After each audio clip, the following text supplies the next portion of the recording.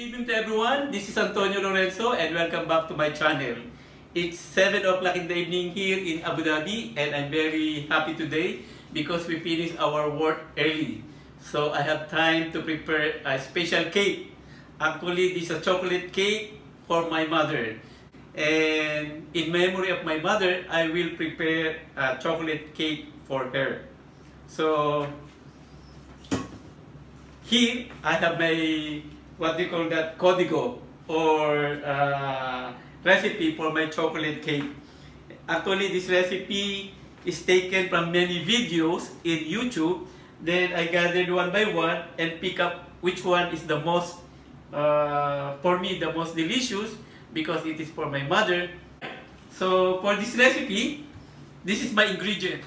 The dry ingredients for our chocolate cake, we will be needing 1 3/4 cups of all-purpose flour or 245 grams, 2 cups of sugar or 400 grams, 3/4 cup of cocoa powder or 75 grams, 1 1/2 teaspoon of baking soda or 7 grams, 1 1/2 teaspoon of baking powder or 6 grams, and 1/2 teaspoon of salt. And for our wet ingredients, we will be needing 1 cup of milk, 1 cup of coffee, 1/2 cup of vegetable oil, 2 large eggs, and vanilla. About 2 teaspoons of vanilla. Okay, before we start mixing our ingredients, we need to preheat our oven at 350 degrees Fahrenheit. And also, we need to prepare the baking pan that we are going to use. So we need 2 circular baking pan, 9 inches in diameter. And also, I put parcel paper on the bottom of the pan. Okay. Now for our dry ingredients, we need to mix the flour, the cocoa powder, we need to stir,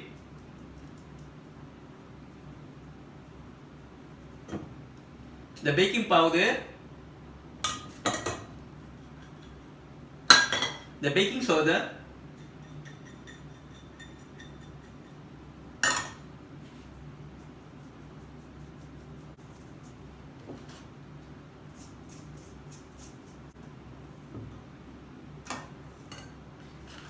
the sugar, and the salt.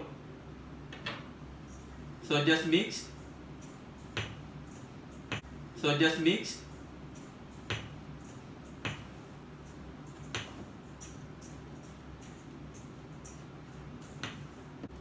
Then, after fully mix the dry ingredients, we are going to proceed to the wet ingredients. For our wet ingredients, we are going to beat the 2 eggs.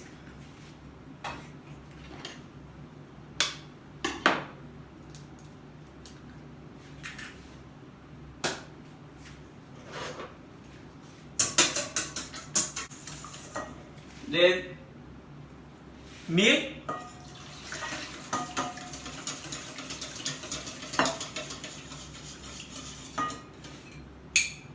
then coffee. Why we are adding coffee? Because coffee will enhance the flavor of cocoa powder. Then the 1/2 cup of vegetable oil. Just mix. And of course, the vanilla extract. About 2 teaspoons of vanilla extract. Just mix. That's it. Then we are going to put this wet ingredients into dry ingredients.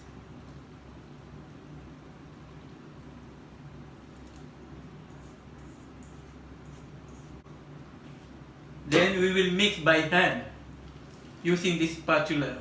So no need to use a hand mixer for this one. Only this spatula will do the proper mixing.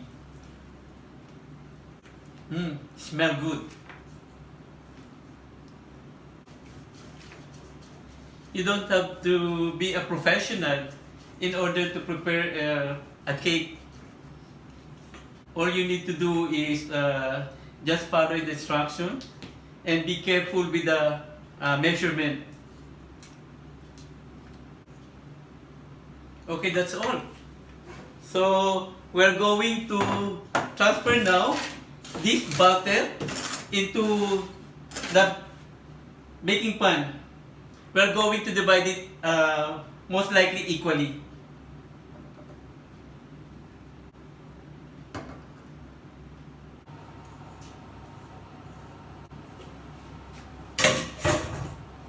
Then, ready for baking. So we will put now this into the oven.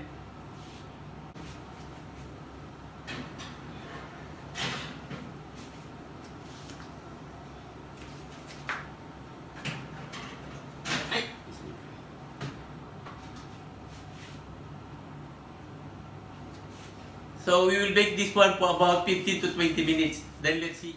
Okay, I extended the time to 30 minutes baking time, and let's check. Wow, very hot. Smells so good.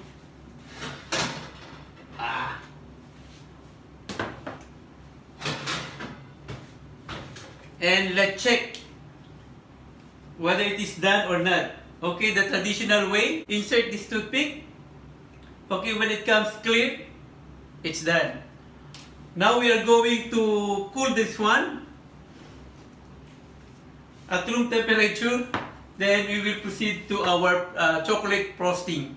I will going to prepare now our chocolate frosting. And of course, for this frosting, I will be using the favorite butter of my mother. So ever since, she likes Magnolia butter. So I will be using this one. For our chocolate frosting, I will be needing 200 grams of Magnolia butter. We will get 200 grams of chocolate from this one. 2 cups of confectionery sugar or 230 grams. And of course, vanilla. Now I will get 200 grams of dark chocolate from this one. I will measure 200 grams. Okay, exactly 200 grams. You see, dark chocolate. See, dark chocolate. So we will cut this one into small pieces so that it will be easily dissolved.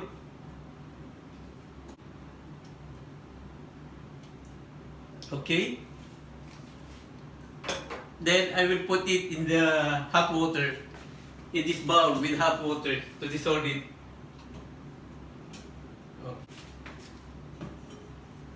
Then in a separate bowl, I will mix the butter.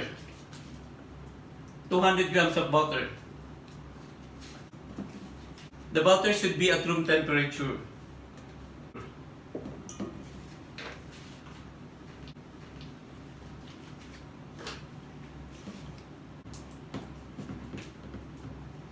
Then we are going to add the 2 cups of confectionery sugar, equivalent to 230 grams.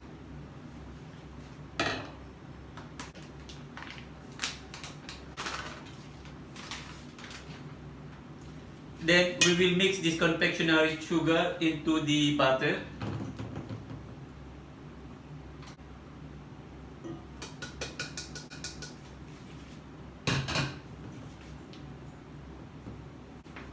So it is very important to invest also digital weighing scale, because in baking, very important the measurement.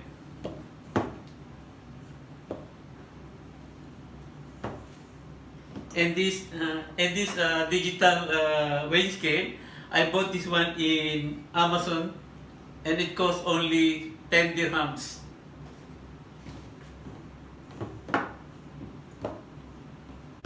Okay, after mixing the butter and confectionery sugar, we're going to beat this one.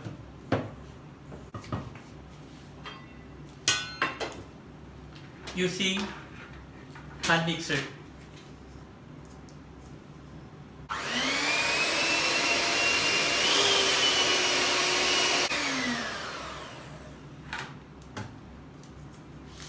Then we will put vanilla, of course. About 2 teaspoons of vanilla.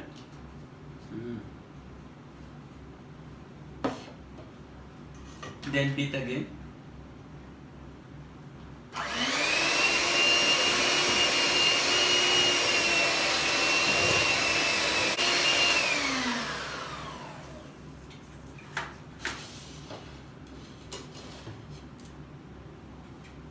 You have to remove from the sides. You see this one? This is now the paste. Confectionery sugar plus butter. See?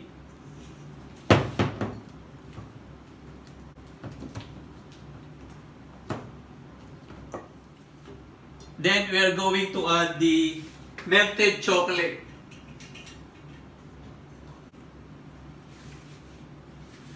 So this is now the melted chocolate. We are going to mix it into the butter.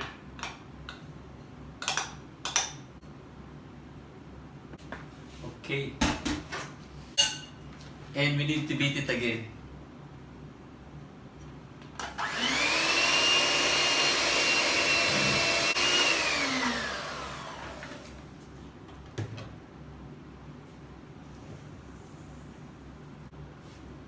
I really enjoy baking.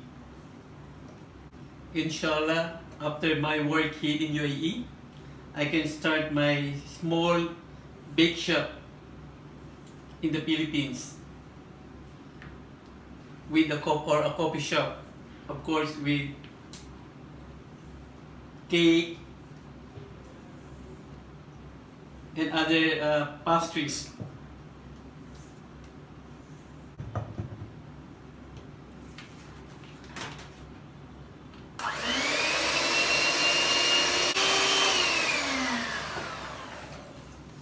This is it. Okay, this is our chocolate frosting now.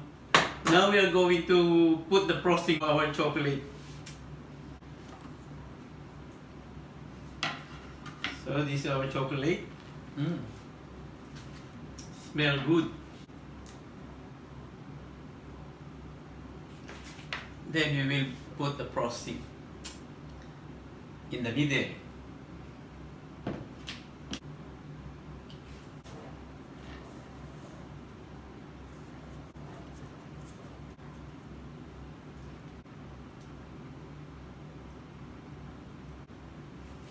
Okay.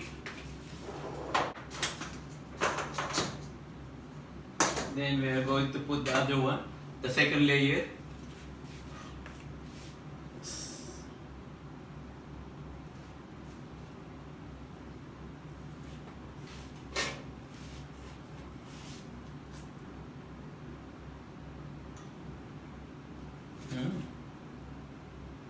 Nice.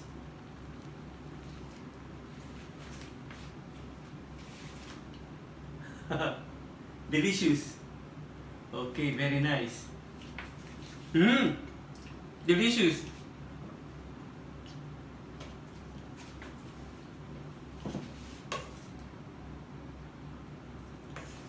Oh, heavenly delicious.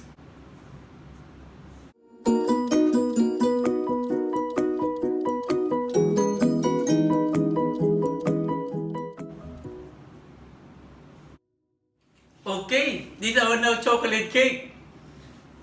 Let's put some chocolate chips. So this is it. This is my chocolate cake for my mother. I miss her so much. Okay, this is the most exciting part, to taste our chocolate cake. Let's slice and see what is the texture, the taste, and how delicious this chocolate cake is. Wow. Nice. Ooh. I cannot resist myself. Okay. How? Very nice. Then let's see. Ooh. Wow. Oh my goodness. Delicious. Very good. Not what I told you earlier. You don't have to be an expert to make a chocolate like this. All you have to do is just to be very particular with the sequence and the measurement, and you will arrive to the best taste. You see? Very nice. It is. You see how moist it is? Very appetizing.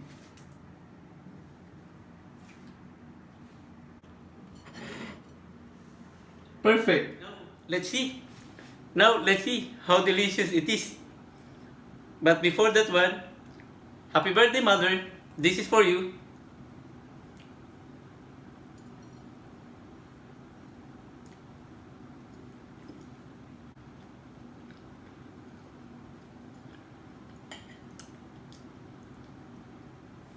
Mmm.